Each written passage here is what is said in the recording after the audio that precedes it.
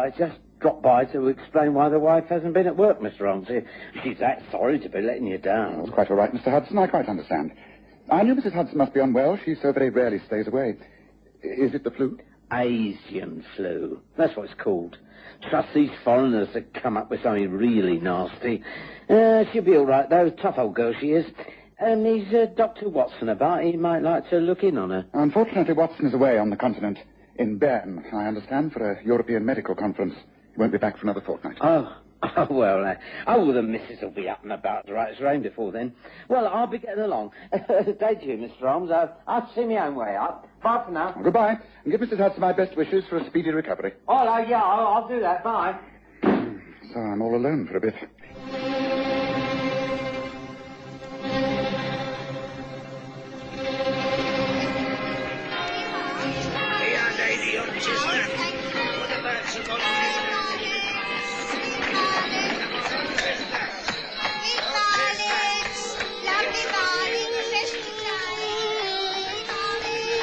We present the Stories of Sherlock Holmes.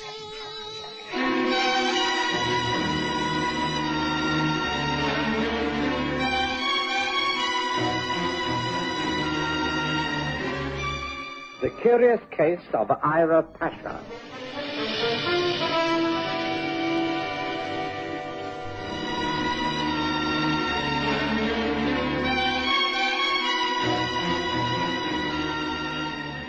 Almost all the cases of Mr. Sherlock Holmes have been chronicled by my husband, Dr. John Watson.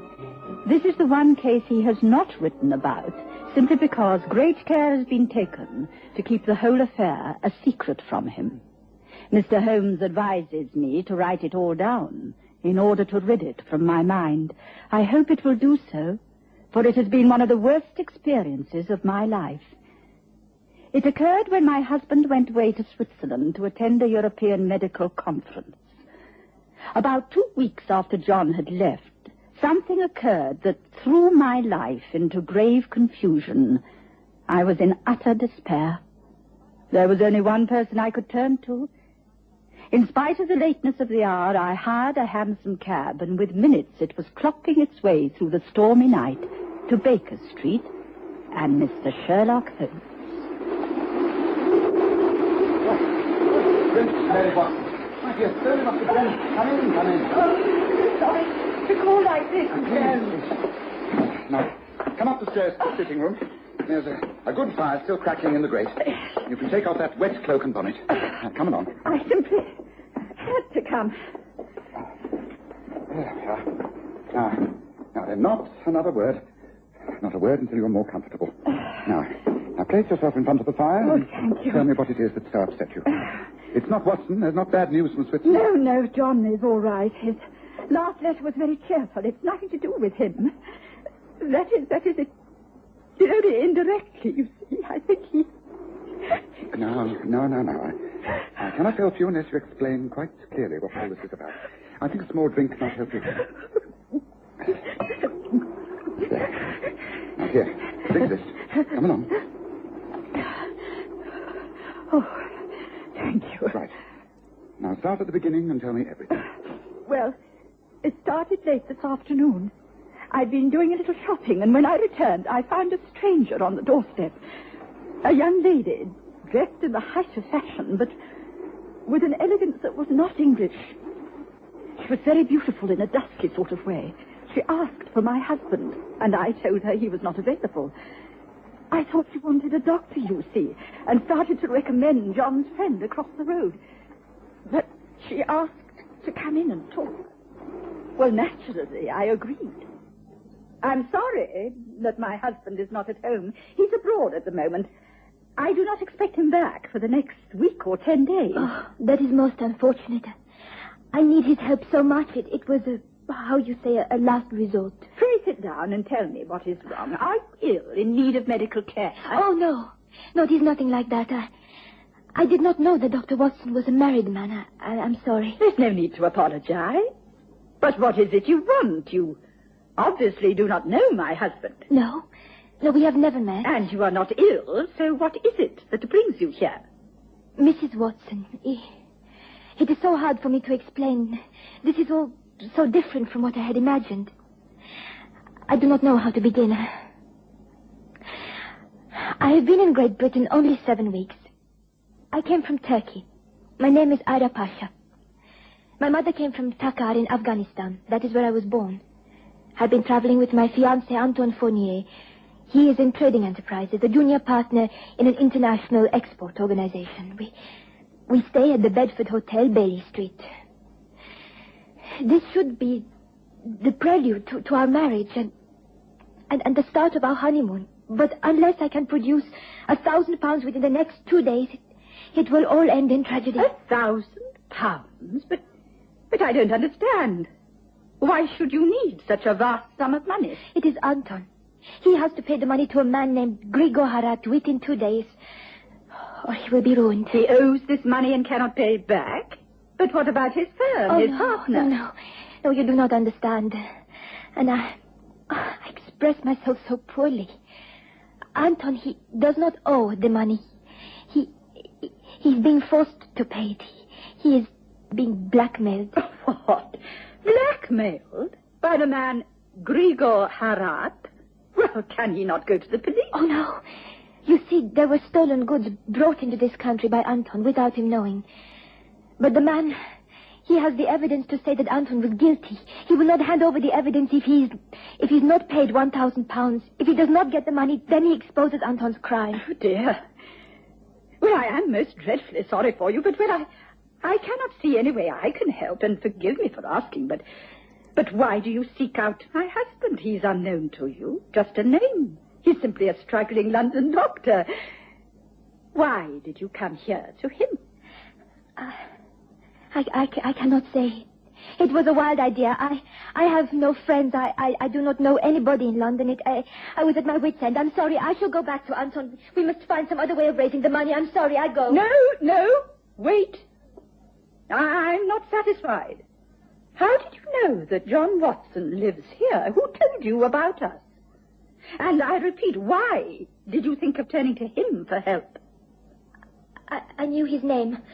I found the address from the medical list of doctors in the city. That is all. There is no need for explanations. I will leave. No, please. There is more to this than you say. I must know. What has my husband to do with you? You have not been married to him very long. You were not childhood sweethearts. No, I've only known my husband since he practiced in Paddington and lived for a number of years in Baker Street. Then his early life is unknown to you. Well, I know he was honorably discharged from the army after a distinguished military career as a doctor in India and Afghanistan. Afghanistan. Yes. That is where he met Kanina Pasha. Kanina Pasha? My mother. She was highborn, the royal blood of the princes. They were never married, of course, but I am her love child. I am your husband's daughter. I couldn't believe my ears. It didn't make sense. I sat looking into the eyes of this stranger, this beautiful young woman who had made the most extraordinary claims. Then I realized that part of her beauty was because, in contrast to her complexion and the jet black hair, her eyes were grey-blue, John's eyes. Mr. Holmes, you cannot imagine what a shock this has been to me. Oh, yes, I can, Mary, but try to think dispassionately. The very fact that this woman has grey blue eyes does not mean a thing. It will take far more proof than that to establish her claim to be Watson's daughter. However, pray continue with your story. I imagine you were stunned by her statement, but surely you questioned her. You didn't calmly accept what she said as a fact. No, of course not. But I was shocked, and then very angry. I accused her of being an impostor, of making it all up for some reason. I am not lying, Mrs. Watson. My mother told me everything many years ago. She was a brave and wonderful woman. She did not wish to bring disgrace upon my father or make any claims. She bore the brunt of her shame alone. I'm sure that Dr. Watson does not know of this unhappy heritage. I still refuse to believe it. You cannot expect me to. Why any one of your kind can come here and make such claims, I refuse to allow you to disclose these facts, these dreadful lies. I assure you they are not lies. And I shall not disclose them. Why should I? I have nothing to gain by it.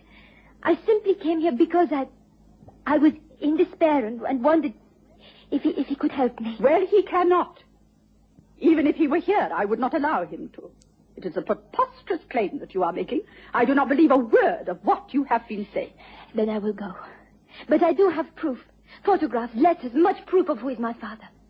I'm sorry to have caused you anxiety, but I shall go. Wait! You say you have proof and carry that proof with you? Yes. Well, not here, of course, but amongst my luggage. I'm sorry we have met in these unhappy circumstances. One moment, if I am able to help you. How do we get in touch? Through the hotel. The Bedford Hotel. Or better still, my husband and I will be lunching at the Kabul restaurant in Charlotte Street tomorrow, 12:30. Perhaps you would care to join us there. If you do not, then I understand. Good afternoon to you, Mrs. Watson. So you see, I do not know what to do. Is this woman speaking the truth, Mr. Holmes? Is she John's daughter? And if so, what am I supposed to do? You first of all keep your head. Don't you realize that you could be being blackmailed in exactly the same manner as this person claims her lover is being blackmailed? No, Mary, you do nothing. You wait until you hear from me. And when will that be? Before noon, tomorrow. And meanwhile, I shall call upon Grigor Harat. Oh, then there is such a person. You know him? Not personally, no, but I soon shall. He's one of the most dangerous international crooks in London.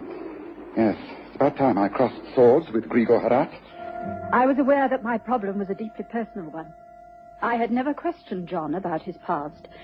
I knew he'd been a doctor in the Indian Army and been the attractive man he was in his youth. He must have had many lady friends. But to be confronted by his daughter was a shocking experience. I knew that Sherlock Holmes would see it all in a completely different light. But I had gone to him for help, and he had given me advice. So I could only obey and wait. Is table taken? Mind if I sit here, mate? No, help yourself. Why, if it isn't Mr. Holmes. Hello, Jasper. I thought I might find you here. Well, quite like old times, ain't it? Isn't it? Yes, it is. Doing well, Jasper? Can't complain. Straight as a die, of course. Oh, of course.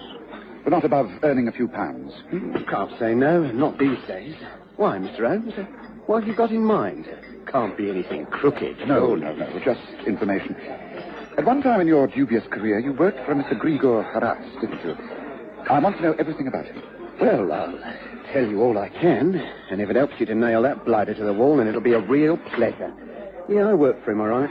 A few years ago it was, and he shocked me good and proper. He lives in a house in Sutgard Place, 2 floors. He's only 2 servants, a sort of manservant and a cook who lives out. Keeps a real posh place. His interests are pottery and photography. Where does he keep all this secret information? In a safe, back of the darkroom, but no one can get in there. He has an alarm system, all controlled. Oh, yeah, very up-to-date is our Mr. Erard. All the latest devices. I see. So no one can get into the house without the alarm bells ringing? Yeah, that's about it. But there must be a switch, a main switch. If he has electricity installed, there must be a box where the switches are. No, that's right. It's in the hallway above the hat stand. They're sort of hidden away in the corner. It looks like part of the hat rack. Oh, he's a clever one, is Mr. Erard, but he's as slick as a snake. Better be careful if you tangle with that one, Mr. Holmes. I'll remember your advice, Jasper. Thank you. Oh, and... thank you, Mr. Holmes. Thank you kindly. The number of the house is number 12, by the way. Thinking of doing a bit of burglary, Mr. Holmes? If so, well, the best of luck.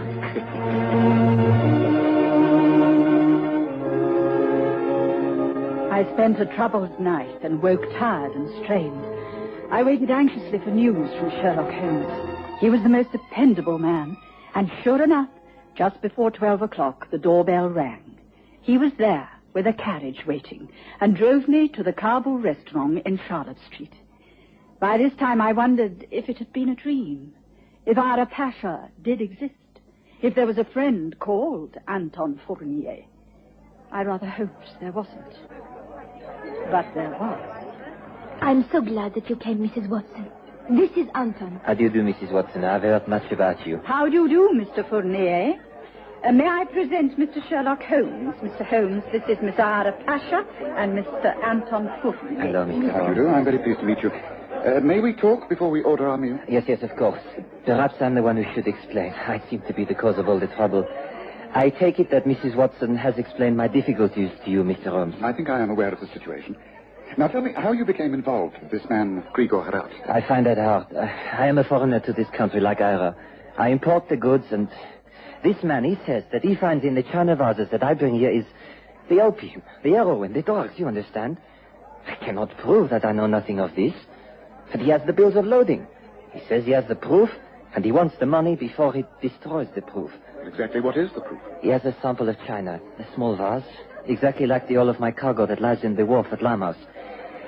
He has papers, much evidence. I see. And what of you, Miss Pasha? Has he any evidence, any papers against you? He knew my mother. He knows a great deal about my family. I have to support Anton. Oh, Mr. Holmes, this is very distressing for me. I know of your friendship with Dr. Watson. For his sake, I wish that you can help us. I shall do my best. But you do realize that we're all known to this man, Harat? I cannot confront him openly. He knows me. And I should be unable to negotiate in any way. Both of you are known to him, and so there is only one person who can help us. And that is you, Mary. Me? But what can I do? Anton will give you a sample of his chinaware. You will go to number 12, Sutgard Place, and offer it to Mr. Grigor Harat. You will talk knowledgeably about the china and porcelain, and then you will contrive to find the alarm switch. It must be perfectly planned. You are capable of doing this, for everyone's sake. Now listen most carefully, for it all depends upon you, Mary. And so you bring me this example, and you say it is for sale. How much do you want, madame? £500. It is worth more than that. Surely you are able to value it more accurately. Well, I know that it is of the continental kind. It is a product of the Vincennes period. See, the base is marked with 2 swords and the letter A. It is of the year 1753. Yes, that is true. How knowledgeable you are. You say these things as though you have just learned them. Have you just learned them, Mrs. Watson? I beg your pardon? You surely did not think that I would be taken in by this obvious pretense. The girl, Ira Pasha, she goes to you, and she says that she is your husband's daughter. You believe her, and her lover, the man Anton, gives you this china vase. Why did you come here, Mrs. Watson? Did you think you could trick me? I am Grigor Harat, and I know more of what goes on in London society than any man alive. Well, what sort of bargain shall we make? You wish me to give you proof that your husband is not the father of that young lady? Why surprise you, do I not? I seem to know everything. I came here because I thought you would wish to buy the vase. I don't know what you are talking about. If you do not wish to do business, then with your permission, I shall leave. But of course, you may leave immediately. I am a gentleman. I do not cause trouble with the married men. Permit me. Here, take the vase. Tell Anton Fournier that my bargain remains good. I want the money. He knows the amounts. I want it by tonight. Otherwise, I shall expose him. And the young lady who says she is your husband's daughter. You may leave now. Very well. I shall go. You have won, Mr. Harat. I acknowledge that. It has been a great pleasure, madame. This way. Before I go, there is one thing, one very important thing that I wish to know, and that is, have you proof that this Ira Pasha is the daughter of... You are very concerned about that, are you not, my dear lady? But it never pays to delve into the past. I only asked because... I'm afraid that all the emotion is too much. I grow faint and... Madame! Typical of a woman, fainted away. Well, lie there. A little brandy will revive you. And from now on, nothing will alter my plans.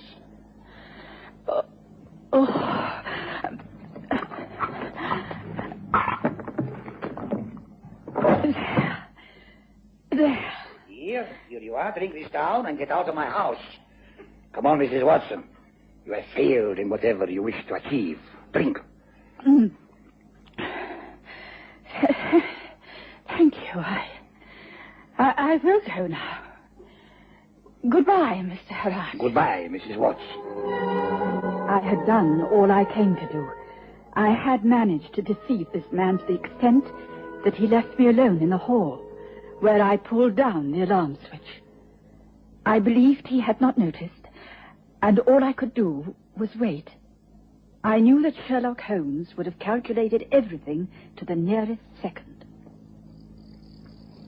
Come, Anton. This is the way. The windows will not be barred. The alarm is off. Come, gently now.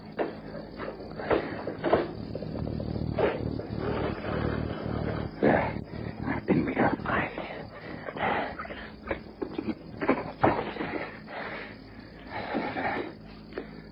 The dark room is across the hall. Follow me softly now. I've memorized the plan of the house. So now, here. Yes, here we are. Now, wait.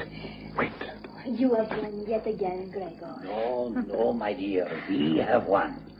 You are my beautiful young lady. Together we have won. I have all the evidence to get money from your so-called lover and from Mrs. Watson. She must be a great fool to have believed your story. With what we shall make out of this and the traffic within the China delivery, we shall be able to retire most comfortably, eh? That is all I have ever wished for. I want nothing but the riches and power. That fool of a woman. Most women are fools. Yeah, all of them. Except you, my darling. Stay just where you are. Do not move, either of you. Oh, no. Not where I can fight. I never knew the conclusion of this most curious case. Sherlock Holmes was careful to protect me from the details. I did read of the death of Grigor Harad and the sudden disappearance of the young woman who called herself Ara Pasha. Mr. Holmes thanked me for my part in the affair, but I was most unhappy about it all. There's nothing to feel at all guilty about, Mary. You've seen the death of a monstrous man. Grigor Harad would have ended up dead somehow or another. He was so evil that someone would have had their revenge sooner or later. But Anton and that woman Ara... When thieves fall out, anything can happen. Yes, but was she? Was she John's daughter? She was a liar and a cheat, but she still had John's eyes. What do I do now? What I have always advised, you do nothing. If the contents of Grigor Harad's darkroom reveals photographs, evidence, then you pretend not to know about it. And you must never mention this to your husband. Not ever. Do you understand, Mary? There are some things best left alone, and this is one of them. You love your husband, don't you? Oh, yes, oh, yes. Then be silent, Mary, and let things remain as they are. This is our secret. Be silent.